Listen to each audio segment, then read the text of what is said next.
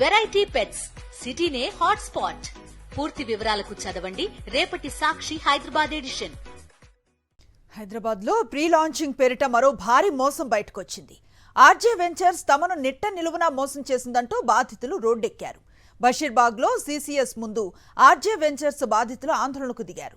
నారాయణ్ ఖేడ్, ఘట్కేసర్, పటాన్ చెరు, కర్తనూర్ ప్రాంతాల్లో apartment, farm land పేరిట RJ ventures MD Bhaskar Gupta, director Sudharani నమ్మించేలా మాటలు చెప్పారని, పలువురు ప్రముఖులతో ప్రకటనలు ఇప్పించారని, వాటిని నమ్మి ఒక్కొక్కరు 20 లక్షల నుంచి 50 లక్షల వరకు కట్టారని బాధితులు తెలిపారు. 600 మంది నుంచి సుమారు 150 కోట్ల రూపాయలు వసూలు చేశారని, 4 ఏళ్లు గడుస్తున్నా ఇప్పటి వరకు ఎలాంటి నిర్మాణాలు జరపలేదని వారు వాపోయారు.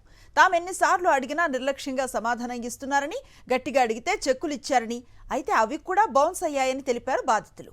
ఆర్జే వెంచర్స్ ఆస్తులు అమ్మి తమకు న్యాయం చేయాలని వారు కోరుతున్నారు. నేనైతే 30 lakhs కట్టానండి.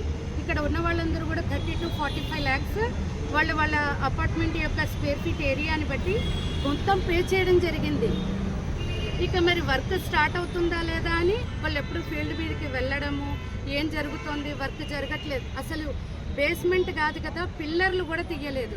మరి ఎందుకు జరగట్లేదు అంటే వాళ్ళు ఎప్పటికేవో ఒక సాకులు. నా కూతురికి ఇప్పించిన కట్నం కింద సొమ్ము సార్. నేను 35 లక్షలు కట్టాను సార్. ఇవ్వండి సార్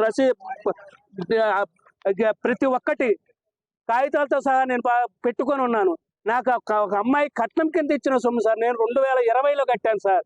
ఇప్పటి వరకు కనీసం ఎన్నిసార్లు ఫోన్ చేసినా ఫోన్ ఎత్తదు సార్. ఆ భాస్కర్ గుప్తా కానీ ఆమె కానీ ఫోన్ ఎత్తదండి.